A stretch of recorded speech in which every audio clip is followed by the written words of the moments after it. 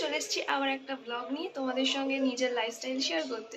তো চলো পুরো ব্লগটা দেখতে থাকো। আর বলে দিই, আমি রিভা, তোমরা দেখছো রিভা স্টোরি রিভা। তো চলো দেখতে থাকো পুরো ভিডিও। ছাদে একটু হাঁটাহাঁটি করছিলাম, দেন তখনই ও আমাকে কল করলো। তো আমি বললাম ঠিক আছে আয় আমার বাড়িতে। উনি এখন এসছে আমার বাড়ি ফটো তুলতে। ফটো তোলা হয়ে গেছে, ফটোগুলো দেখতে চাইলে নিচে কমেন্ট করো। আর তোমাদের যদি পাত্রী লাগে তো বলো, অবশ্যই ইনবক্স করে দেবো আমি। আমি কেমন ফটো তুললাম তোর? তুই খুব ভালো ফটো তুলেছিস। আচ্ছা, বেশি আমাকে হাসিয়েছিস। ওকে, এটা 100 টাকা দে। দে হাত দে, দে থাক। দে। বাবা দেখো, এই তোমাদের কোনো মেয়ের কোনো ছেলের গার্লফ্রেন্ড লাগলে বলো, ঠিক আছে?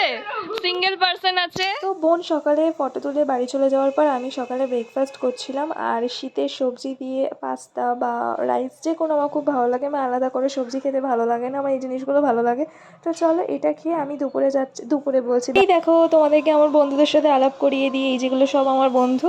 তো দাদুর সাথে তারপরে গেছিলাম বাজারে। দাদু দেখো বেগুনটা কত মনোযোগ সহকারে দেখছিল পোকা আছে কিনা। অনেক টাইমে বেগুনে পোকা থাকে। আর শীতকালে না মানে বাজারে গেলে এত ভালো লাগে না, এত সুন্দর, এত টাটকা টাটকা সবজি, ভীষণ ভালো লাগে। আর ওই কাকুটা গোটাকে তাড়িয়ে দিচ্ছিলো।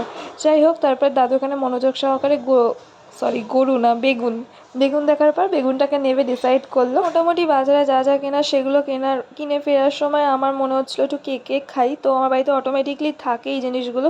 তো একটা রেড ভাইবস ম্যাঙ্গো কেক, কাঁচা ম্যাঙ্গো, সব দুটো ম্যাঙ্গো আর একটা রেড ভেলভেট ছিল, সরি রেড ভাইবস বলে দিয়েছি আমি। তো এই কেকগুলো মনে ফ্রিজে রেখে দেবো, হয়তো ইভিনিংয়ের টাইমে খাবো। তো তারপর দেখি ঠাম্মা এখানে ফ্রাইড রাইস রান্না করছিলো। এখানে মোটামুটি হয়ে গেছে। এটাকে ফ্রাইড রাইস তো বলে। আমি বলেছিলাম না সবজি খাই না খুব একটা, ওই রকম ভাতের মধ্যে করে দিলে খাই। এখানে আলু সেদ্ধ করে রেখেছিল, আলুর দম করবে।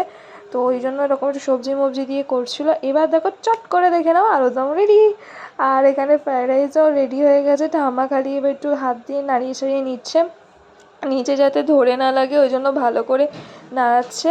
আর আলুর দম আর ফ্রাইড রাইস দিয়ে দুপুরে আজকে লাঞ্চটা আমি করে নেবো। ঠাম্মা ভালো করে নাড়াচ্ছে যাতে নিচে ধরে না লাগে ওই জন্য, আদারওয়াইজ কিছু না। তো আমি তো এখানে মোটামুটি রেডি হয়ে গেলো। এবার চলো দুপুরে লাঞ্চ।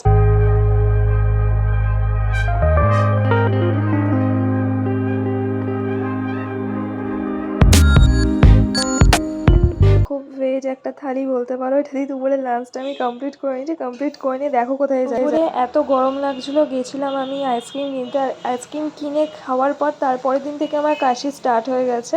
গলা ব্যথা হয়নি, অনলি কাশি হয়েছে। তো আমি এখানে কনফিউজ কোন আইসক্রিমটা নেবো। তো বাটারস্কচ, ভ্যানিলা, চকলেট সব নিয়ে চলে এসেছি। কাকু এখানে সব প্যাক করে দিল, আমি টাকাটা দিয়ে দিলাম কাকুকে। তো এবার বাড়ি এসেছি, বাড়ি এসে সোজা ঘুম, কোনো কথা না দিয়ে একদম সন্ধে ছিল, ওটা আমি রিপ্লেসমেন্ট করেছি। এটা সেই ডেলিভারিটা। এটা এখন আমি আনবক্সিং করব, ক্যামেরার সামনেই করছি, যদি আবার ভুল আসে। ব্যাস ছুরি নিয়ে চলে এসেছি, কেটে কুটে আনবক্সিং করব। মেবি এবার ঠিকই আসবে, কারণ রিপ্লেসমেন্ট করার পর আমি শুনেছি ঠিকঠাকই আসে। তো চলো এটা আনবক্সিং করা যাক।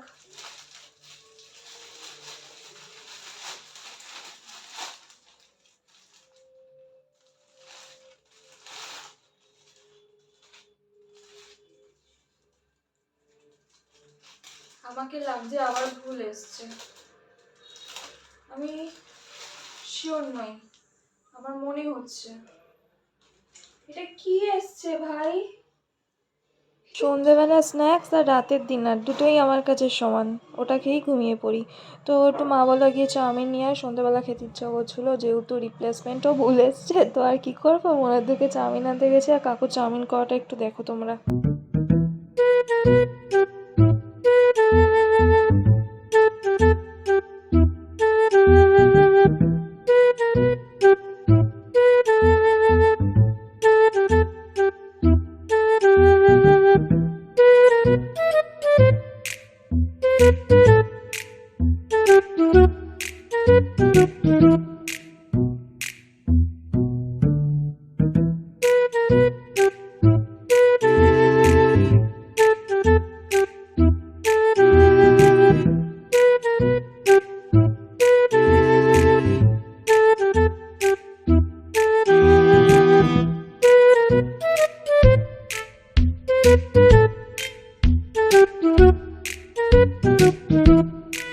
চাউমিন রেডি, সন্ধ্যেবেলা স্ন্যাক্স, রাতের ডিনার দুটোই আমার কাছে সমান, কোনো আলাদা কোনো ডিফারেন্স নেই। তো এটা খেয়েই আমি রাতের ডিনার কমপ্লিট করে নেবো।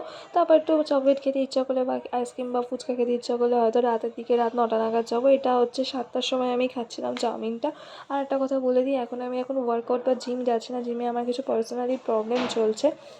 সো এই জন্য যাচ্ছি না বলি এখন আমি এইসব খাচ্ছি, ভীষণ ফুডি হয়ে যাচ্ছি।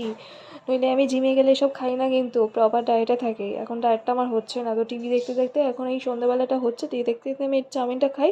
খেয়ে নিয়ে জানি না এখন আমি কি করব, তো দেখি কি করা যাক। এখন প্রেমীদের চকলেটের ওপর তো একটা আসক্ত থাকবেই, তো আমি চলে এসেছি এতগুলো চকলেট নিয়ে। একটা বেকার আছে, একটা ডেরি মিল্ক সিল্ক আছে মেবি, সব পরে দেখাচ্ছি এগুলো। আর চলো ভিডিওটা এখানে এন্ড করে দিই, অনেক বড় হয়ে গেছে, লং হয়ে গেছে। সব ভিডিওটা যদি ভালো লাগে অবশ্যই কিন্তু লাইক করো, সাবস্ক্রাইব আর শেয়ার করে দেবো। দেখা হবে তোমাদের সঙ্গে নেক্সট ভিডিওতে।